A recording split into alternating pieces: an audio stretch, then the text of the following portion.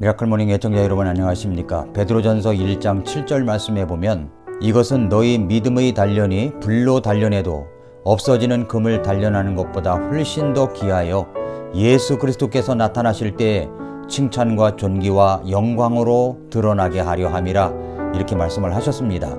오늘은 이 말씀을 가지고 임계점을 통과하라라는 제목으로 말씀을 같이 나누겠습니다. 식사 대용으로 라면을 먹을 때가 있습니다. 저는 컵라면보다는 끓인 라면이 맛있습니다. 거기에다가 계란 하나 풀어서 끓이면은 그 맛은 정말로 금상첨화입니다. 얼마 전에도 제 아내가 끓여준 라면을 먹었는데 얼마나 맛있었는지 모릅니다.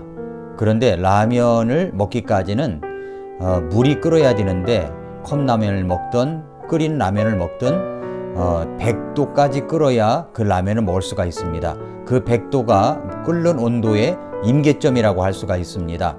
그런데 임계점에 오기 전에 라면에 불을 꺼버린다면 그 사람은 맛있는 라면을 먹을 수가 없게 될 것입니다. 어리석은 사람이라고 볼 수가 있죠. 독서에도 임계점이 있다는 것 여러분 아십니까? 김병환 씨가 쓴 48분 기적의 독서법이라는 책이 있습니다.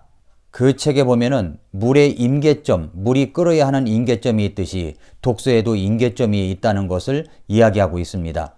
독서의 임계점이라고 하는 것은 독서량이 일정한 기간 내에 임계점을 돌파하는 목표를 설정하고 그 일정 시간 내에 필요한 양의 독서를 완주하는 것을 이야기합니다. 임계점이란 의식과 사고의 차원이 한 단계 격상되는 기준점을 말합니다.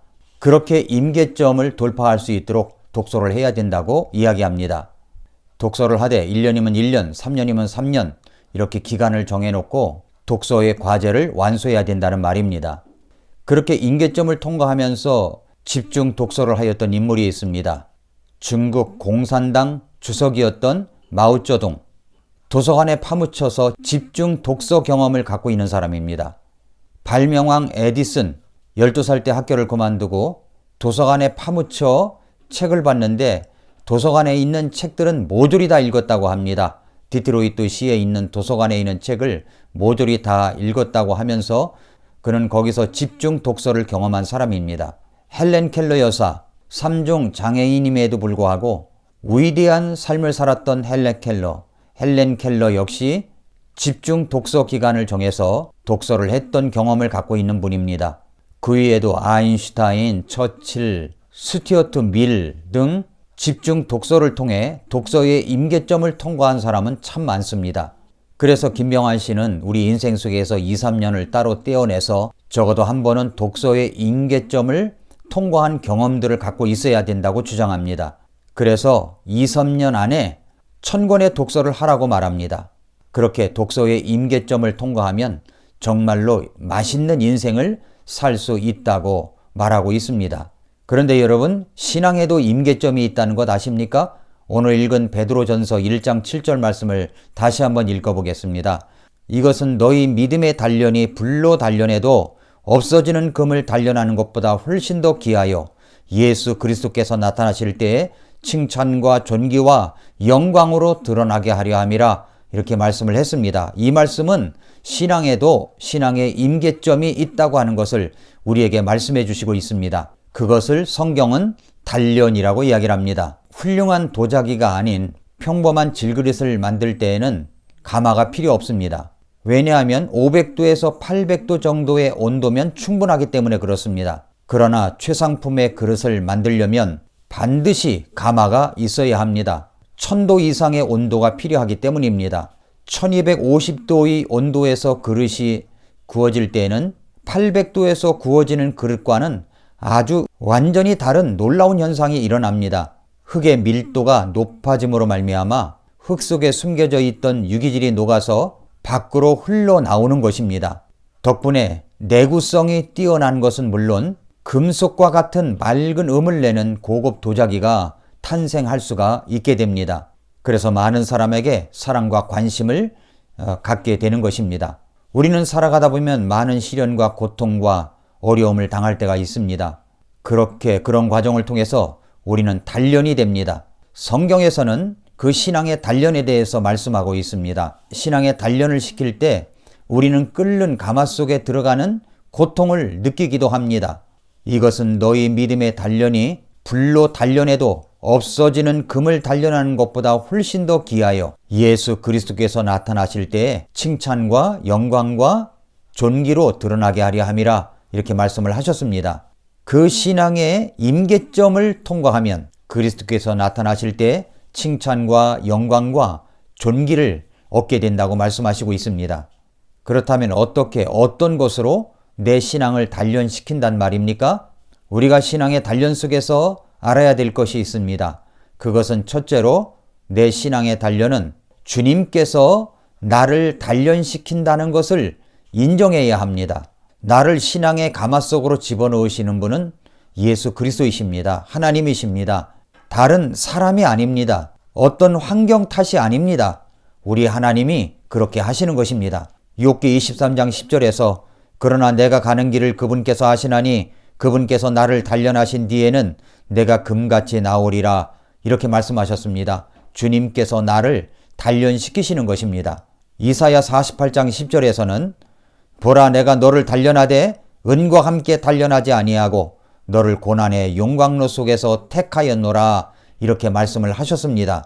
누가 그렇게 하십니까? 하나님이 그렇게 하십니다. 나를 정결하고 좋은 도자기와 같은 그릇을 만들기 위하여 그래서 마침내 우리에게 칭찬과 존귀와 영광을 얻게 하시려고 때때로 나를 단련시키시는 것입니다. 그것을 우리는 인정해야 합니다.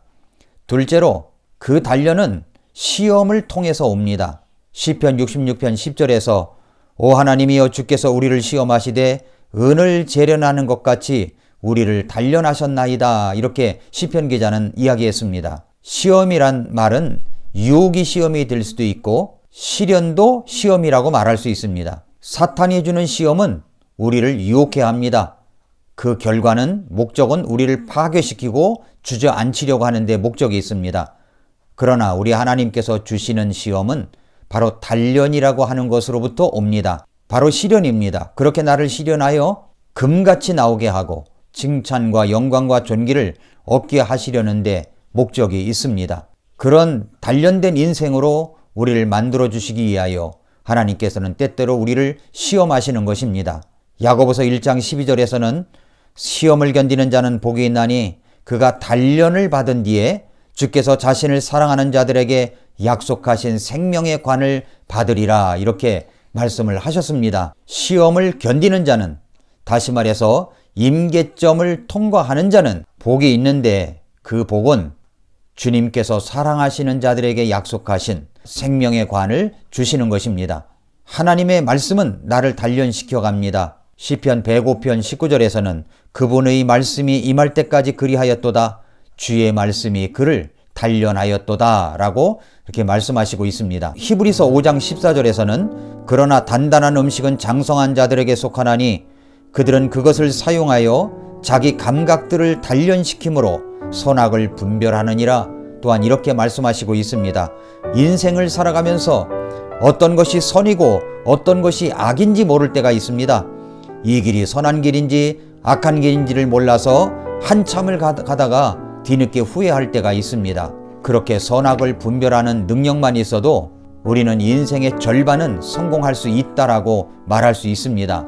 그런데 그 선악을 분별하는 능력을 어떻게 가질 수 있습니까? 신앙의 임계점을 통과하면 됩니다. 하나님의 말씀이 나를 단련해 갈 때 영적인 감각들이 단련됨으로써 그렇게 분별할 수 있는 능력을 갖게 되는 것입니다. 사랑하는 애청자 여러분, 성도 여러분, 인생길에는 임계점을 통과할 것들이 많이 여러 가지가 있습니다. 여러분이 신앙의 임계점을 통과하면 칭찬과 영광과 존귀의 인생을 살아가게 될 것입니다. 나를 단련하신 후에는 금같은 삶을 살 수 있게 될 것입니다. 오늘도 그렇게 나를 단련하시며 나에게 가장 좋은 것을 주시려고 하는 우리 예수님을 의지하면서 이번 한 주간도 믿음으로 승리하는 여러분들이 되시기를 바랍니다. 오늘도 미라클 모닝입니다.